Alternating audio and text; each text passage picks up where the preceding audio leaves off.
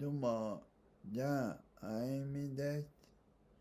今日はミュージシャン、ジョー・ジャクソン、アイム・マンです。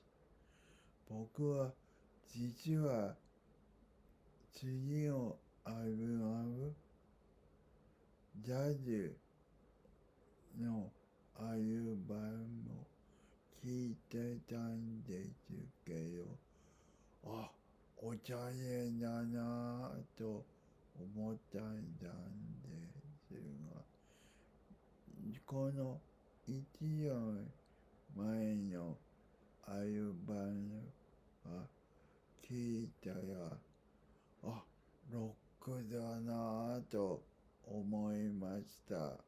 うん。